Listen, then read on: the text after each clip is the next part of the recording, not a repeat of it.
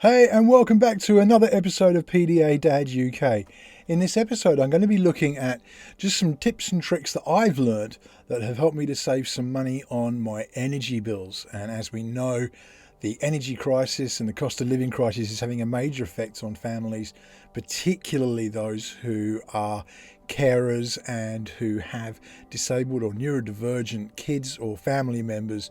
The costs are skyrocketing. So this is just what I've been able to do that helps me.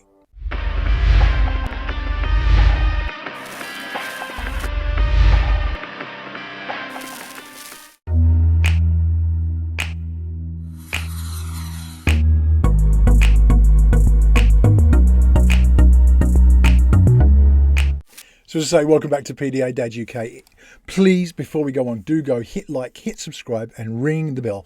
You'll always know when I've got new content coming up, and you're also going to really help me because I'm really trying to hit that 10,000 subscriber mark. So please, it's a huge favour. Go down, click the button, put on the notifications, and you're set. It'll really help me out. As I say, in this episode, what I want to look at is just the things that I've been able to do that have helped me to reduce my energy bills. Now, this came about, I'm by no means a money-saving expert or anything like that. You know, I don't have those qualifications.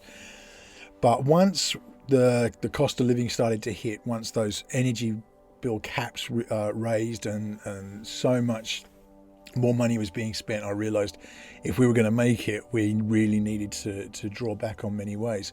And it was actually a positive thing. It made me go through and have a look at everything we're spending on our energy bills and where it's being wasted. So these are just a few things that I've really learnt. And I will say that, I mean, we're not obviously heating the house at the moment. We will do during the winter months, but at the moment we're getting away with it. But back in January, my monthly bill was almost £60 a month for my electricity. What I've managed to do is drop that to about £25 a month, £25 a month. I'll put the examples that I've got there from my smart meter monitoring. So it's made a big difference. Now, obviously, that's going to go up a bit during the winter with the extra heating, but I'm still confident it's going to be below. But what's really interesting is that the original one I'm going to show you here is actually our January bill. So this is before the price cap was increased, and so this is actually I'm now spending less than half what we were spending a week on our electricity, but before the price rise hits. This is purely on those reductions, so I know it's made a big difference. So hopefully this can help some other people and get those bills down for you. So the first thing I did was establish really what the vampire devices in my home were. And I was really surprised. The Skybox and the PlayStation for my son were the biggest drains on electricity that was just sitting there. What I did was I went onto Amazon and I ordered some cheap smart plugs. Now, smart plugs use electricity themselves, so they're not the purest form of money saving. However, what they do is allow you to control timings. So whilst they're always connected, they're using a lot less power than vampire devices do. So by hooking one up to the PlayStation, hooking one up to the different things, I've got a pack of 4, so we're able to spread it around the house. But with the PlayStation in particular, it made a really big difference. When I just set the timer up so that when my son goes to school, the PlayStation turns itself off. It's always turned off, but it stops it from being connected to the power and just sucking that extra energy, and it turns on when he gets home from school and then turns off again at bedtime. So what we're not doing is paying for all those extra hours of usage that are unnecessary and don't need to be paid for. And I'm really surprised at the difference that made. I've put the smart plugs around the house and I've looked for ways that we can use them effectively. One of the things I noticed was in our bedroom. So I have one of those CPAP machines, one of those embarrassing, elephant trunks that I have to sleep with at night.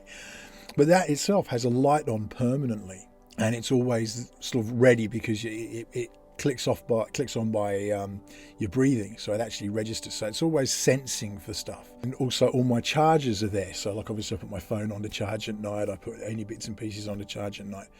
What I really found was by putting the smart plug in the bedroom, I can click that off in the mornings and it's timed anyway. But if I'm up earlier, which I usually am with the kids, I just go and click it off. So all day, that's 12, 14, 16 hours a day, those chargers don't need to be on, they're not being used, that machine isn't on, it doesn't need to be used, that's just cutting back. And it's these incremental savings that really add up to quite a bit, and I found it really effective. What I also did was went through our kitchen and looked at anything that we're keeping on that we don't need to be, and one thing that struck me was the microwave. So what we do now is I've got everyone in the habit of, you click the microwave on when you want it and you turn it off at the power when you don't want it, because there's a clock on there, and that clock is on all day using power, using electricity that we don't need to be using. Now, it's one that I could have hooked up to a smart plug, but actually I found with that one, because it gets used intermittently throughout the day, it's a bit of a faff going into the app and turning it on and off when you need it. Just being able to rely on clicking it off and reminding the kids to do the same has made a huge difference. So by doing that, we're cutting a load of electricity, because we actually don't use the microwave that often. It gets used a couple of times a day, you know, when the kids want their meal and we need to heat some vegetables or anything like that, they go in the microwave.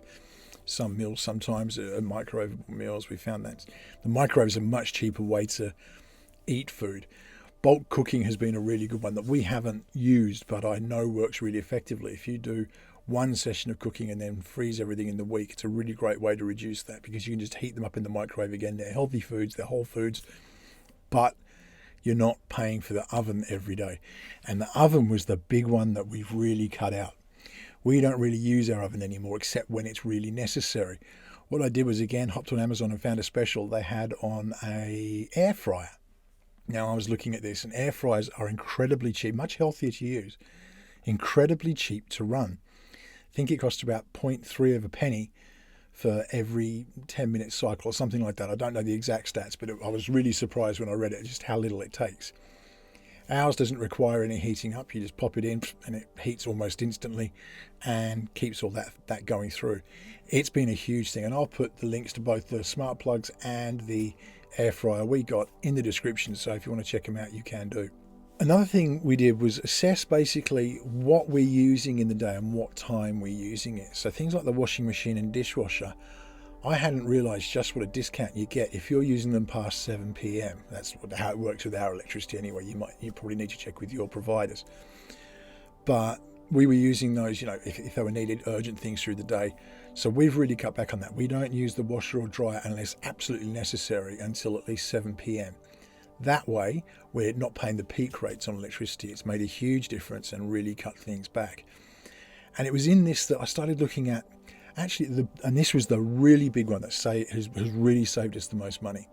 When we looked at the appliances we have, so we have a dishwasher, we have the washing machine with a dryer built in. It's one of those combination ones. We also have a heating shower in the bathroom. So the shower itself heats as it goes through. So it's one of those self-heating ones. And I realised that except for baths, and occasionally washing your hands when you've been to the loo or something like that, we didn't need the hot water on. That was being heated all day, and we've got it. Admittedly, it's one of those archaic systems. It doesn't have a timer or anything like that. We couldn't set it to do anything sensible. So what I've done is actually turn the hot water off. Now, there are some adjustments we've had to make. Occasionally we turn it on just to heat through. Again, trying to make it after 7 p.m. so that it heats effectively at the cheapest rate, using that off-peak time to its best effect. But generally, actually, people don't need it. You shower in the morning. You have a quick shower, and I'm one of these fastidious types that likes to go for those. It's a 2-minute shower. It doesn't need to be longer than that. Wash yourself off and out you get.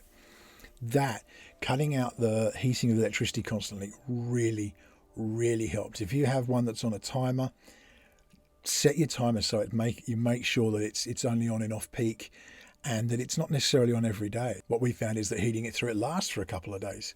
It doesn't need to be constantly heated, and that warm water is enough to be washing your hands effectively after the loo and stuff like that. It has saved us an absolute fortune. And as I say, we've gone from 50, 60 pounds a month on our electricity down to 20, 25 pounds a month. It's made a huge, huge, huge difference. So that's something that I really, really encourage you to do. So that's basically it. It's just a few simple tips that we found really, really helped to cut back our power. And as I say, the big surprise to me is that from before the price rise, before the energy cap was increased, We're spending less now on electricity a month than we were doing prior to the price hike. So just going through and making those quick assessments on what's really needed has been a huge thing for us, and we've saved an absolute fortune. It's made a big difference to how we're going ahead because everything is rising. The cost of food, the cost of power.